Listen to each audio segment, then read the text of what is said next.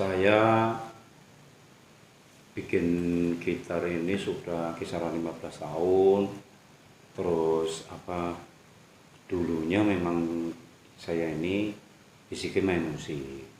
Bermain musik 10 tahun Ya. dan sekarang memproduksi alat musik alias gitar. Kenapa bisa beralih ke sana? Apakah karena penghasilan yang di musik bermain musik itu kurang atau merasa memang jiwa seninya itu enakan produksi gitar atau duitnya lebih bagus? Ya, kalau setelah berkeluarga ya saya harus punya pilihan kan. Jadi kalau main musik jauh mungkin keluarga kurang berkenan, jadi ya saya memilih untuk jadi luthier lah, bikin gitar. Setelah menikah. Setelah menikah. Tapi itu bukan karena istri khawatir ada fans-fansnya yang biasanya kan pemain musik begitu tuh. Enggak. Tapi membuat gitar itu butuh skill Betul. yang ada yang spesifik kemampuan itu. Ya kalau dulu seperti ke US pernah, jadi ke Malaysia, Singapura, paling tidak di negara-negara dekat itu. Negara-negara itu. Ya, Tapi Swedia juga. Swedia pernah. Nah, dibandingkan dengan musisi kan cuma manggung dapat duit nih. Betul. Dan sekarang harus buat capek-capek, bahasa saya sih kembali jadi tukang kayu nih. Nah, ya kan, bahasa saya jadi tukang kayu dan itu butuh tenaga, butuh energi dan mungkin bayarannya apa yang menjadi pertimbangan sehingga sudah ini saya nyaman gitu. Kenyamanan, playability yang saya mainkan, yang saya miliki, jadi saya menjaga kualitas. Jadi antara senar dengan fret terakhir itu berani pendek atau mepet kisaran 1,5 mili atau 2 mili itu tidak fretless atau tidak basic. Kita benar-benar harus presisi. Ya kalau untuk akustik ya bracingnya juga harus diperhatikan. Dressingnya. Iya, kualitas. Jadi termasuk ini akustik walaupun ini laminating, itu necknya one piece. One piece itu Ya, tanpa sambungan. Ya. Betul. Walaupun ini laminating dengan harga kalau ini harga 1 juta lah, itu orang tetap main nyaman di fret tinggi itu nyaman.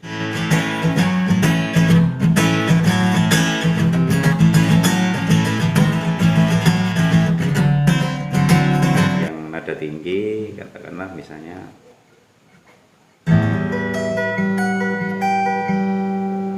ini jari itu tidak begitu kesulitan atau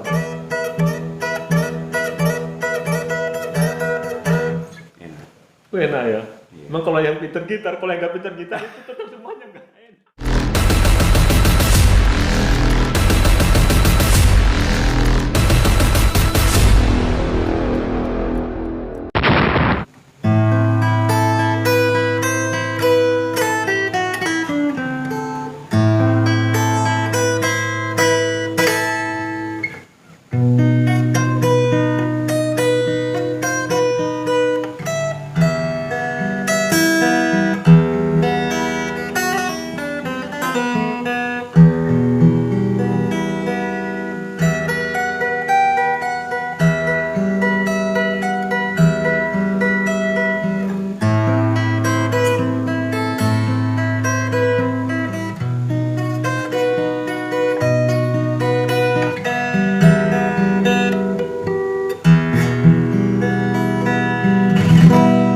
Oke, assalamualaikum warahmatullahi wabarakatuh. Selamat malam teman-teman semuanya dimanapun Anda berada. Alhamdulillahirrahmanirrahim, kita masih dipertemukan dalam kondisi yang sehat walafiat. Nah, malam ini saya berada di Kabupaten Klaten, Provinsi Jawa Tengah dan ditemani oleh teman saya bernama Tutut Sri Lanang. Mas Tutut, hasil karyanya, hasil buah tangannya ternyata sudah banyak dipakai oleh musisi tanah air dan bahkan sudah go internasional. Sudah berapa lama dan kalau bisa diceritakan mungkin basicnya sebelumnya itu apa sampai sekarang kok bisa produksi gitar? seperti itu. Gitu. Ya, ini Mas Jul. Saya bikin gitar ini sudah kisaran 15 tahun. Terus dulunya memang saya ini basicnya main musik. Main musik. Jadi selama main musik itu ya sudah 10 tahunan main musik. Jadi dari bentuk main musik itu saya merasa mampu untuk bikin gitar karena sudah hafal spek-speknya gitar. Jadi gitar itu kesukaan saya sejak bermain musik dan jadi benar-benar semuanya hafal betul. Jadi ini radius seperti apa, spek seperti apa, terus bahan yang dipakai yang bagus seperti apa. Dari musik itu 10 tahun, bermain musik 10 tahun, ya. Dan sekarang memproduksi alat musik alias gitar. Kenapa bisa beralih ke sana? Apakah karena penghasilan yang di musik, bermain musik itu kurang, atau merasa memang jiwa seninya itu enakan produksi gitar, atau duitnya lebih bagus?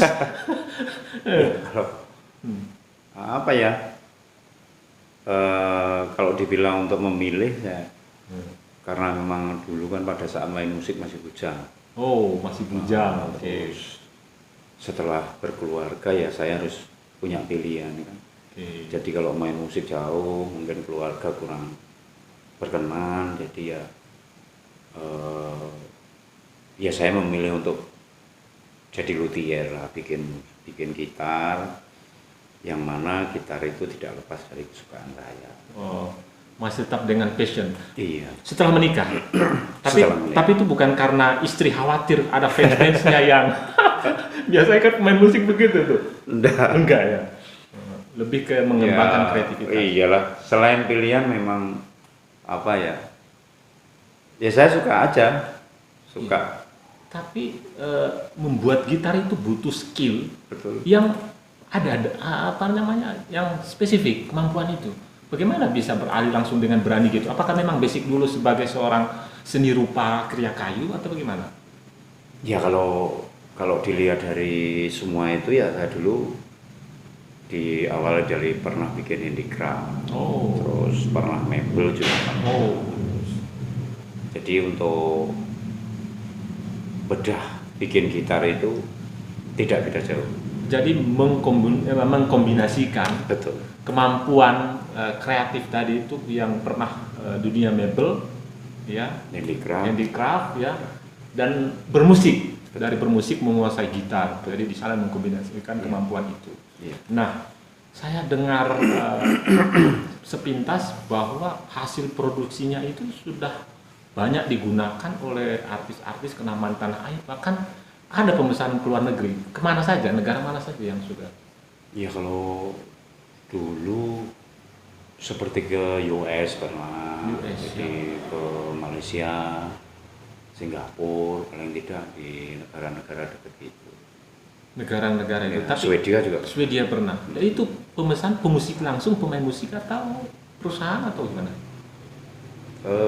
Karena sifatnya handmade, setahu saya custom mesti ya dia seorang pemain musik. Oke. Kalau di Indonesia sendiri yang sudah menggunakan produknya yang hasil karyanya itu? Ya rata-rata mayoritas orang-orang musisi. Katakanlah kalau luar Jawa ya kalau Palembang, terus Medan, Makassar, gitu, bahkan Kalimantan, di Bali juga ada. Kalau musisi-musisi di Indonesia ya kayak di Bandung lah, tidak harus saya sebutkan orang. Oke. Jadi sudah banyak ya, tanpa menyebutkan nama-nama, mungkin karena privasi ya. Iya. Oke. Nah, dibandingkan dengan musisi kan cuma manggung dapat duit nih. Betul. Dan sekarang harus buat capek-capek, bahasa saya sih kembali jadi tukang kayu nih. Nah, ya kan? Bahasa saya jadi tukang kayu dan itu butuh tenaga, butuh energi, dan mungkin bayarannya apa yang menjadi pertimbangan sehingga sudah ini saya nyaman gitu. Ya terjun di dunia luthier untuk bikin gitar itu kan karena memang saya basicnya main musik. Ya. Memang kebetulan yang saya ambil itu gitar. Jadi saya bikin gitar itu ya karena seneng dulu. Jadi diawali karena seneng, terus jadi apa ya, saya suka ya, pada tidak ini, jadi apa namanya, jadi tidak kesulitan setelah saya bikin gitar itu. Nggak sulit ya. Tapi soal masalah persaingan, kalau untuk ini itu dari tahun berapa buat mulai ini produksi gitar itu? Ya kisaran 2000 lah. Tahun 2000-an. Ya, tahun 2000. Tahun 2000. Tantangan terberat?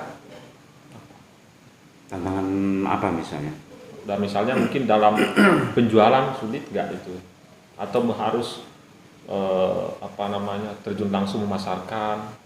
Bagaimana awalnya mempromosikan, memperkenalkan bahwa gitar yang diproduksi itu layak untuk digunakan? Justru itu, dulu karena main musik, kita punya teman banyak, jadi saya mengawalinya dari teman ke teman. Jadi istilahnya kita minta tolong juga dari teman untuk, ya katakanlah misalnya teman-teman dari Jogja, teman-teman dari Solo, itu mereka mensupport, dan ternyata produk yang saya bikin ini masuk di dunia mereka. Kualitasnya ya? Iya. Artinya sudah teruji lah kualitasnya. Betul. Mereka siap pakai gitu. Oh, di awal. Tapi sulit nggak sih untuk menekuni dunia ini, khususnya di pemasaran kah, atau mempertahankan kualitas kah, atau disupport bahan baku? Kalau dibilang sulit, setahu saya tidak. Biasa aja, yang namanya orang kerja. Jadi kalau menurut saya yang sekarang kesulitan itu ya persaingan banyak, apalagi kondisi pandemi, ya bisa tidak bisa ya pasti terkurangi untuk produk-produk kita yang semula laku pesat, sekarang ya karena dampak pandemi ini memang sangat terasa. Jadi sempat terdampak ya pandemi kemarin ya? Sangat terdampak. Ya karena dengar kabar sampai punya karyawan berapa banyak dulu?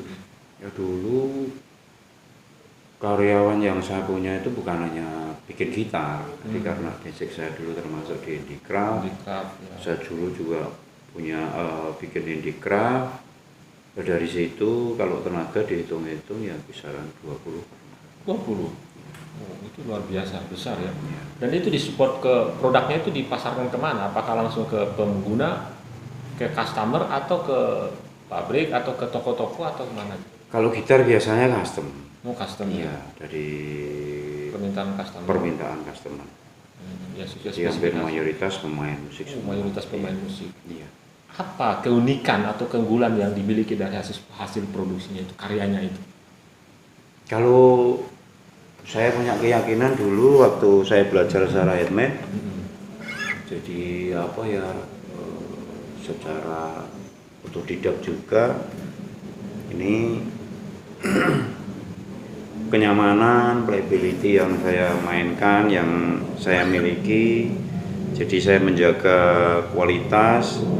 Jadi antara senar dengan fret terakhir itu berani pendek atau mepet kisaran 1,5 mili atau 2 mili, itu tidak fretless atau tidak basic. Itu terus yang berikutnya selain itu ya katakanlah mengenai ukuran, kita benar-benar harus presisi ya. Kalau untuk akustik ya apa namanya, bracingnya juga harus diperhatikan. Bracingnya? Iya, kualitas. Jadi termasuk ini akustik, walaupun ini laminating, itu necknya one piece. One piece itu ya, tanpa sambungan. Betul. Ini termasuk apa, necknya tipis. Ya. Jadi slim. Kalau bodinya ukuran standar, ini bodi kayak punya Martin. Oh, bodi seperti Martin. Tapi ini desain sendiri, merek sendiri, Nira. Ya, jadi ini adalah gitar desain sendiri, nama brandnya adalah Nira. Jadi dengan pertimbangan yang sangat tinggi soal kualitas untuk menghasilkan suara yang baik. Betul. Nah, yang baik sekali. Oke. Nah, kalau kita lihat kan sebenarnya ada juga produksi lainnya selain gitar ini. Iya. Jadi apa aja lagi yang Saya bikin gitar elektrik juga. elektrik, Desain dari Nira juga. desain Nira juga, elektrik juga. Bahkan ada lagi yang Solid akustik, ya kita bikin solid juga. solid juga. Iya. Kalau berbicara kisaran harga, itu harga berapa? Harga jualnya? Mulai dari berapa sampai berapa? Kalau laminating ini mulai dari 1 juta itu standar. Kalau pakai equalizer itu ya tambah jadi 1.500.000 atau mungkin si pemesan mau tambah nama atau apa yang di laser di fretboard atau headstock ini ya. itu biasanya cuma tambah kisaran 100 juga mungkin lebih tergantung permintaan biasanya gitu. Oke. Nah, Terus kalau untuk gitar solid itu tergantung juga, misalnya budget mereka itu mencukupi berapa atau gimana lah istilahnya. Katakanlah kita tidak mematok karena gitar akustik itu apalagi yang solid itu macam-macam. Grade dari kayunya itu bisa grade A, grade B, katakanlah gitu.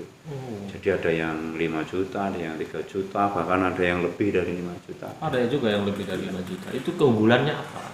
Ya keunggulannya apa istilahnya?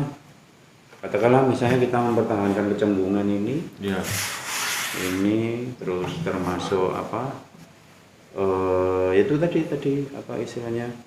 Saya menjaga kenyamanan, playability. Kalau dari sisi termasuk bahan ini overallnya bahannya menggunakan bahan apa? macam-macam. Kalau yang solid ini bisa pakai solid spruce, terus untuk setback atau samping sama belakang ini pakai songo atau rosewood. Itu sejenis Jenis ya kayu ya. Iya. Kayu. Oh, oke. Jadi itu keunikannya di sana ya perbedaannya. Jadi itu menggunakan kayu yang ditipiskan begitu. Iya. Karena selama ini kalau pemahaman saya orang yang awam itu menggunakan apa ya, triplek itu jadi gampang jebol. Apa ya? Iya, triplek termasuk gitar yang yang standar umum itu ya, yang harga jualnya itu sampai 300 400 ribu ya. Tapi ya itu mungkin bunyinya juga nggak sesuai dengan apa yang tentu harga di sana akan berbicara kualitas. Iya. Oke, teman-teman, jadi mengenal dunia gitar ini sebenarnya dunia yang sederhana dan yang umum, tapi ternyata ada hal-hal yang spesifik. Bagaimana sebuah gitar dengan detailing produksi itu bisa menghasilkan suara yang sangat enak didengar. Seperti tadi bisa kita dengar di awal bahwa ada petikan-petikan yang indah sekali dan suaranya itu bulat didengar dan jelas ya. Menurut saya sih itu sudah akan menentukan hasil karya dan sentuhan-sentuhan di setiap titik untuk produksi gitar itu sendiri. Dan ada satu hal yang perlu kita dengar karena kemarin tadi sudah juga disampaikan bahwa terdampak pandemi ya. Iya. Jadi perjalanan selama dari 2010 ya sampai dengan saat ini juga sudah mengalami jatuh bangun. Apa pesan atau apa namanya yang ingin disampaikan atau yang didapatkan dari proses jatuh bangunnya itu, dari memiliki 20 karyawan sampai akhirnya kena pandemi, terdampak pandemi habis dan harus terjun langsung ya, yang tadinya bahkan pertama itu awal-awal berjalan ini punya mempekerjakan orang lain. Iya. Apa pesan yang ditangkap dari proses itu? Oh ya, kalau mengenai itu ya harus kita terima.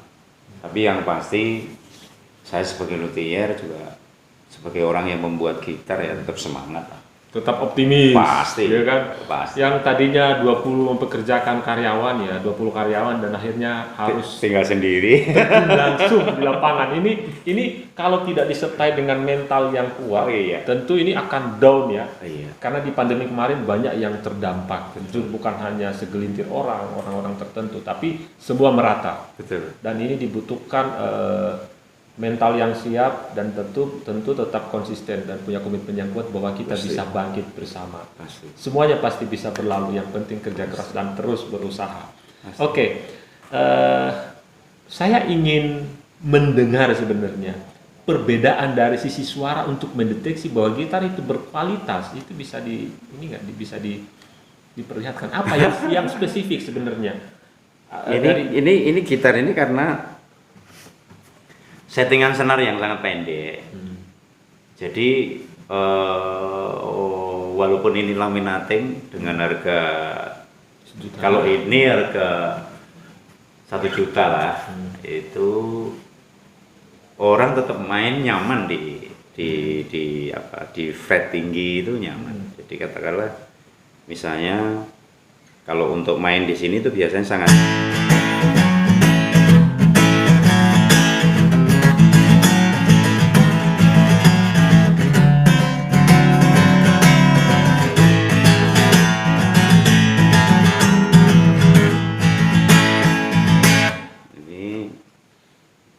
sekedar kayak semacam bikin musik yang ini kalau untuk yang main yang nada tinggi, katakanlah misalnya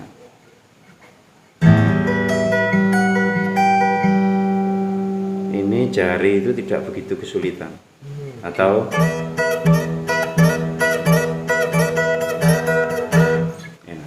enak ya. Emang kalau yang pinter gitar, kalau yang nggak pinter gitar itu tetap semuanya nggak enak. Tapi jujur ini butuh skill. Selain memang pemusik ya, pemain gitar juga produksi gitar jadi paham. Kalau saya dikasih mungkin ya hanya bisa menyanyi balonku ada 5 itu sudah bagus. Tapi ada satu lagi katanya dari sisi bass ya, dengar kabar ini kalau gitar yang produksinya kualitasnya nira itu sangat apa ya? Ya kalau saya utamakan untuk bisa keluar low-nya, bisa ketara, terus istilahnya apa ya, middle-nya keluar. Jadi ya benar-benar nyaman middle-nya sama telinga ya. Saya mengutamakan apa? Bracing-nya harus benar-benar terukur, tidak main-main. Dan di tempat saya ini keunggulannya bracing-nya itu ada kontur yang sangat tipis. Jadi getarannya termasuk itu ada hitungan. Ada hitungannya. Iya pasti. Wah itu ahlinya dong. Ya, harus ahlinya. Ya istilahnya buat punya ciri sendiri. Punya ciri sendiri. Iya. Oke, ini sudah mengarah ke detailing ya. Ini teman-teman sekalian. Jadi kalau pemula memang kadang-kadang mencari gitar yang terjangkau. Tapi jangan salah. Jadi kita kadang memilih gitar yang terjangkau. Kita lupa bahwa sekali pakai mungkin setahun bisa beli 2 dan 2 harga yang gitaran yang di pasaran itu bisa mendapatkan gitar yang berkualitas 1 biji di Nira Gitar di Kabupaten Klaten. Walaupun di tempatnya di Kabupaten Klaten, tapi karyanya sudah go internasional dan perlu dibuktikan teman-teman dimanapun berada. Kita buktikan kualitas karya anak bangsa sendiri itu sudah luar biasa. Orang luar negeri aja pakai punya kita, apalagi kita sendiri. Harus saling mensupport untuk karya lokal. Nah, saya ingin mendengarkan sebuah instrumen. Kita dengarkan ini. Saya sendiri, waduh senang sangat ya, pengantar santai ya kan, instrumen mungkin kita bisa dengar lagi nih sebelum kita mengakhiri obrolan, dan next time kita akan berjumpa dalam episode-episode yang selanjutnya.